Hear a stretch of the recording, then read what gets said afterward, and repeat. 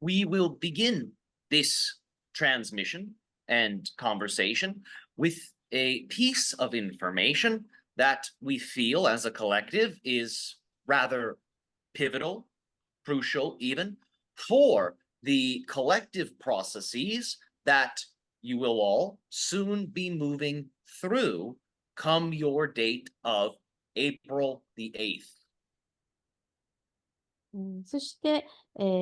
まずトランスミッションと会話を始めていくにあたって、この情報というのは集合的に必要とされているものであり、集合的なプロセスとして4月8日以降に、これがあらわになってくるものと思います。This date of April the 8th represents, in terms of your lunar cycles, the new moon. And this particular date will also coincide with a particular solar eclipse phenomenon that will be impacting largely the country that you call the United States. そして4月8日は月暦での新月であり、また皆既日食があるために、アメリカと呼ばれている国においても大きなインパクトが見受けられることでしょう。This type of solar eclipse, which coincides with the new moon, represents in many ways an alchemical union of opposites. You have the idea of male and female unifying to create new life.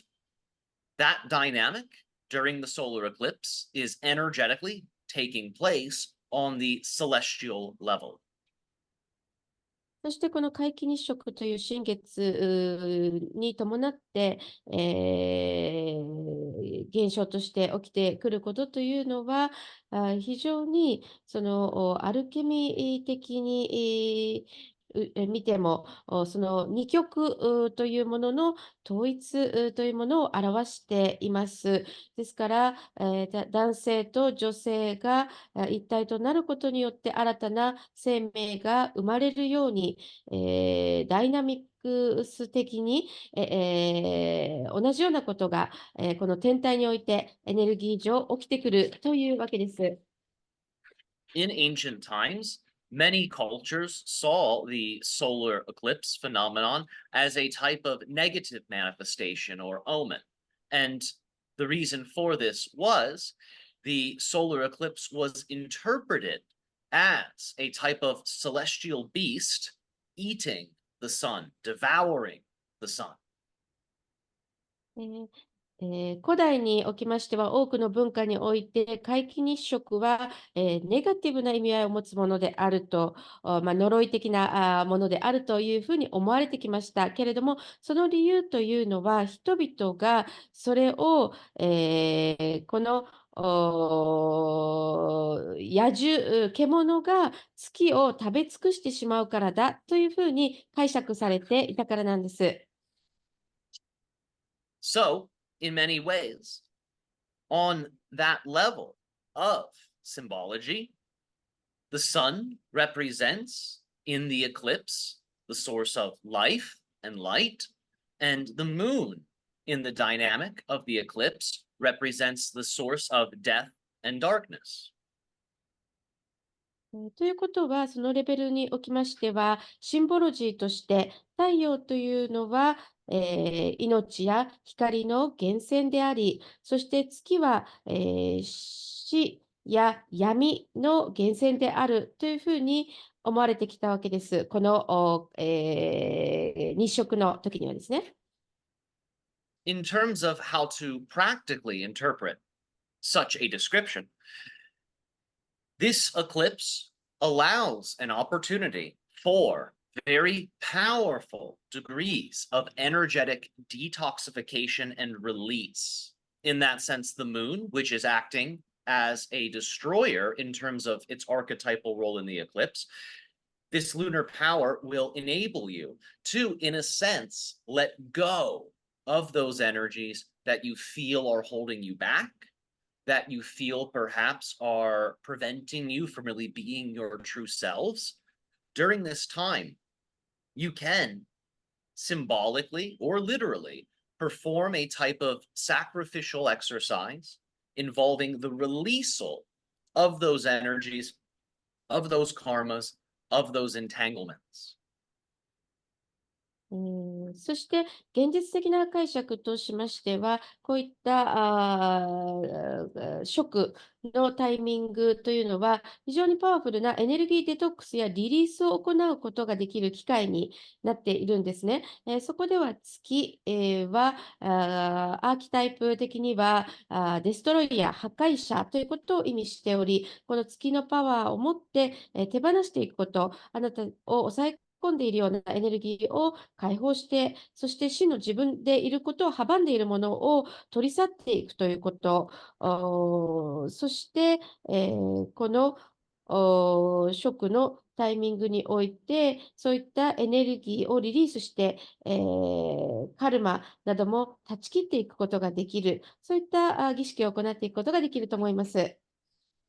So you can utilize those powers of chaos, those powers of destruction, represented by the lunar force, to your advantage, to really let go of those things that are holding you back, to really rid yourself of the limiting belief systems that you may be holding on to that perhaps no longer serve you. ですから、このカオスや破壊のパワー、月の持つそういったパワーを生かして、そしてご自身にとって恩恵ある形に生かし、そして、ご自身を抑え込んでいるもの、もうあなたのためにならなくなった制限された、あなたの今まで抱え続けてきた制限を外していくことに生かしていくこともできるんです。Because it is as if the moon is in front of the sun during the eclipse, because of this dynamic, internally, it will be as if the powers of life, the powers of the sun, will be illuminating your subconscious mind, meaning the types of beliefs, the types of visualizations, the types of new energetic programs that you create for yourselves will be empowered by the energies of the sun on the subconscious level. So for creating new realities, new belief systems, and new patterns for yourself, for these things, the eclipse will be particularly useful. そして、月が太陽の前にかかるわけですから、ご自身の内側においては、その生命の力、太陽の力というものがあなたの潜在意識を照らしてくれるということを意味しているんです。それというのは、あなたの信念であったり、ビジュアライゼーションにおいて新たなエネルギープログラムを作っていくときに、太陽があなたの潜在意識、太陽のエネルギーがあなたの潜在意識を照らしてくれ、そして新たな現実、新たな信念、新たなパターンをもたらせるように、この皆既日食が非常に、それを非常に役立てることができるんです。In that way, you will have access to the powers of life and death, creation and destruction, and you can use both of them to really customize your unique path, your unique timeline on both the individual and collective levels. そこであなたは生と死のパワー、そして創造と破壊の力、それらにアクセスすることができます。ですから、その両方を活用して、あなた自身のユニークな道とタイムラインを個人レベルでも集合レベルでも